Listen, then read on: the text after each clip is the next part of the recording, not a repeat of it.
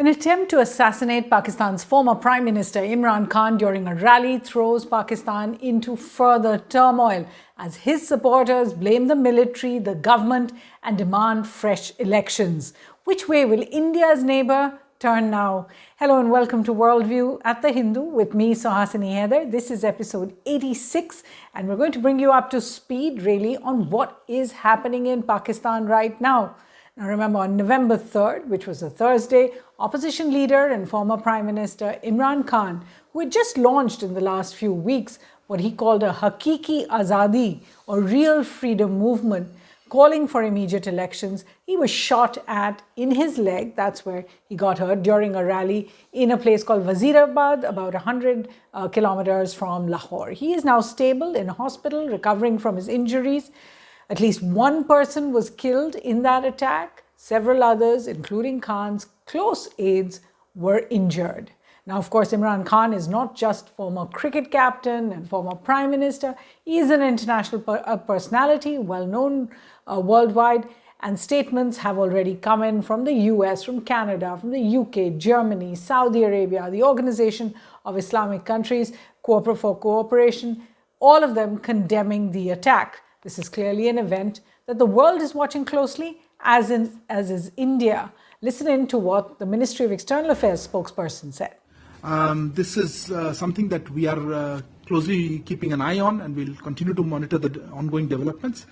So let's just take a step back from this particular attack and look at the entire year. And remember, 2022 has been a year of dramatic developments in Pakistan for Imran Khan and for the Pakistani military's credibility in particular. Remember, in April this year, and we had a worldview looking at that political transition, Prime Minister Khan stepped down after losing a confidence vote, but not before enacting an entire political drama that lasted nearly a month. Many thought he would never actually leave the post at that time.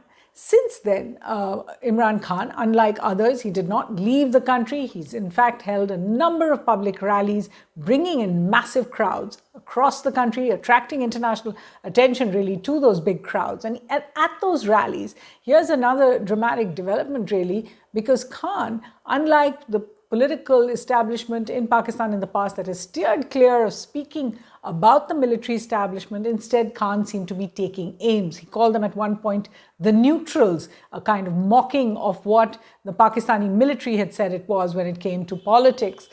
He's criticized his political rivals also, the government of Prime Minister Shahbaz Sharif, but very specifically targeting the Pakistani military and the intelligence services, the ISI. This is the first. In May, Imran Khan even said he had received information of a planned attempt on his life. He said he had already recorded a video naming his would-be assassins if that were to happen, and those included Prime Minister Sharif, Interior Minister Rana Sanaullah, as well as an army general, Faisal Nasir. Some believe he is the man that Imran Khan refers to as Dirty Harry in his speeches.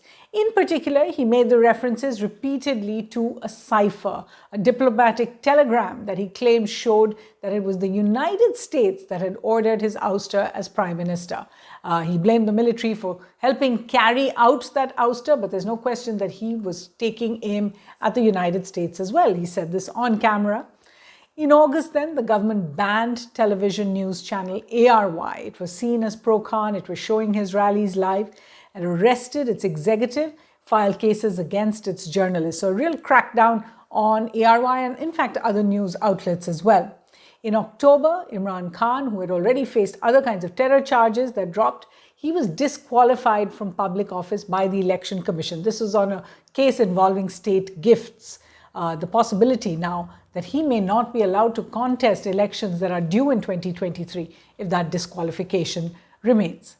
2 days after that order came in, a former Pakistani journalist with ARY, who was known to be close to Imran Khan, was then shot dead in Kenya. This is Arshad Sharif. We heard media reports that began to point fingers even at military intelligence there. Next, what nobody has ever seen before happened. For the first time ever, Pakistan's ISI chief, General Nadeem Anjum, actually held a press conference refuting all the charges and all the insinuations that had been made against the ISI and in particular against him. And then, as the assassination attempt happened, reports suggested that the man who shot Khan, and he was caught and he spoke on camera about his desire to stop Khan from what he called spreading disinformation. He was arrested, but perhaps was not the only shooter at the rally, said people on the ground. Some suggested automatic weapons fire was heard as well, and that now there was a cover-up to say that there was only one attacker. Clearly, many questions swirling around in Pakistan. The big question that will haunt the country is who is behind the attack. Now, there's no question that Khan has made powerful enemies in many quarters. Previous assassinations, deaths of leaders in Pakistan have happened as well without any conclusive investigation. Remember, including Prime Minister Liaquat Ali Khan in 1951. There was the plane crash that killed military ruler General Zia-ul Haq in 1988. And then there was the assassination of former Prime Minister Benazir Bhutto just after a rally in 2007 as well. No conclusive investigations on who was behind those. Of course, threats against other leaders in the past have led to many of them in power, out of power, leaving politics, leaving the country and staying safe outside. So there are all these questions going around. Another question is really, what does this mean for the government of Pakistan at present?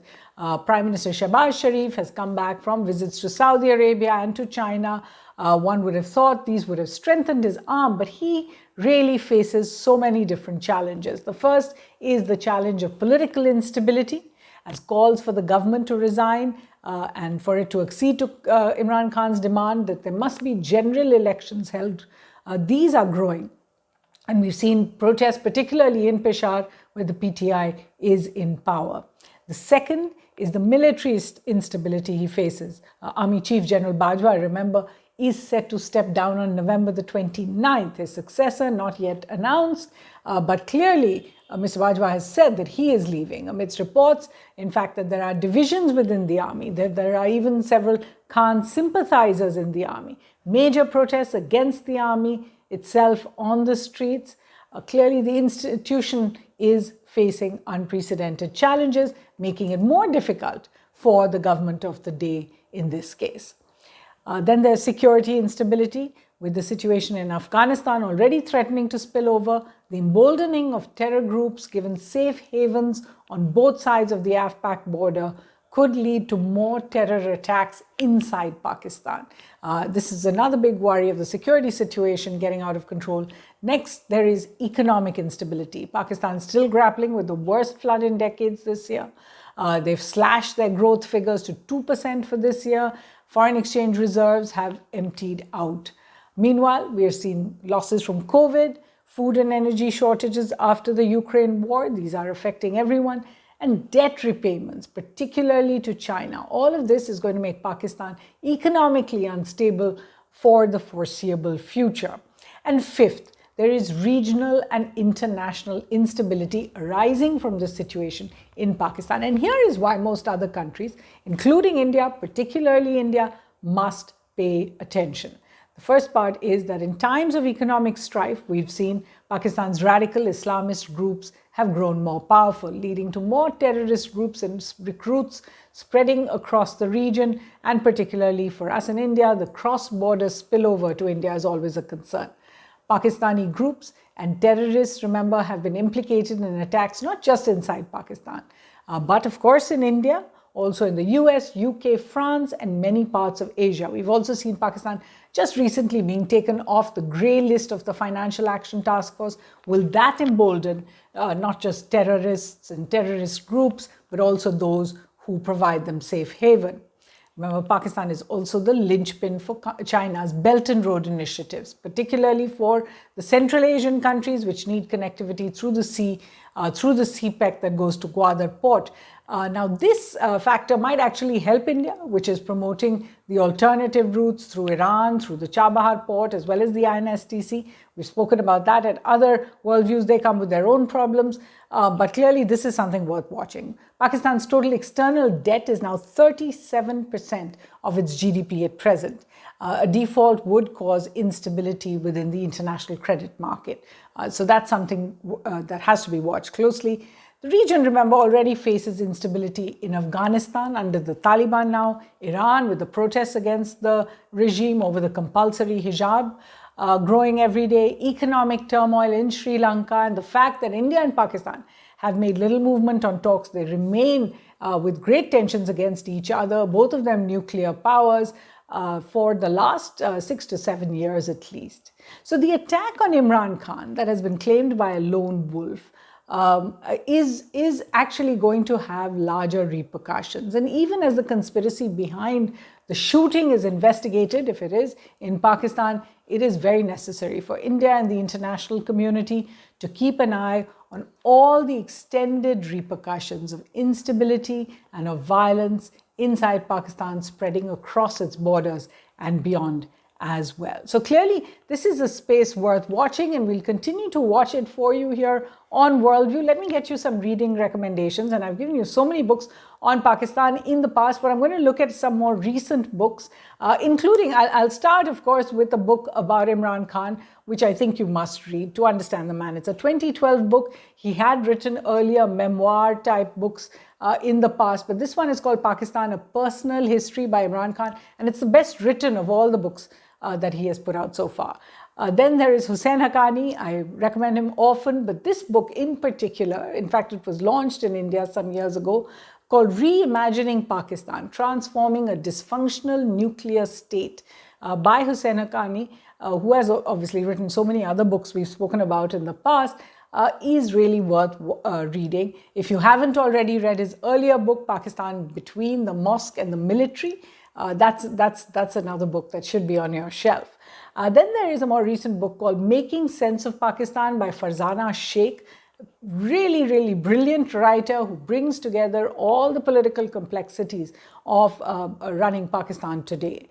Then there is Christophe Jaffrelot's The Pakistan Paradox, Instability and Resilience. The idea that Pakistan lurches from one crisis to another but still seems to carry on.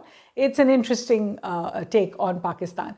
Then an edited work called Pakistan's Political Parties Surviving Between Dictatorship and Democracy. This is part of South Asia and the World Affairs series, and it's edited and written for by Maryam Mufti as well as Seher Shafkat. Then we have a book by Declan Walsh. He's an international journalist, covered Pakistan quite a lot, called The 9 Lives of Pakistan, Dispatches from a Precarious State. It's a bit disjointed in the way the chapters are put out, but it gives you a good view of what covering Pakistan and its leadership really involves. There's a book I'm really looking forward to coming up. It's only due out, I think, in March of next year in 2023, but by Pervez Hoodboy. You may have read his columns from Pakistan. It's called Pakistan Origins, Identity and Future. So look out for this one. And 2 recent books by Indian authors. They don't necessarily pertain to the current crisis, but are worth reading. And they're both Indian authors who have been diplomats posted in Pakistan. One is called India's Pakistan Conundrum, Managing a Complex Relationship by Sharad Sabharwal, an important book by the former High Commissioner to Pakistan, who's really spent some time working on what could work in the India-Pakistan relationship. And another book, it's slightly more about Afghanistan, of course, but Pakistan as well, called Pashtuns, A Contested History by Tilak Devashar. I certainly hope you enjoyed reading all our recommendations, and do join us again here on Worldview. From the team, thanks for watching.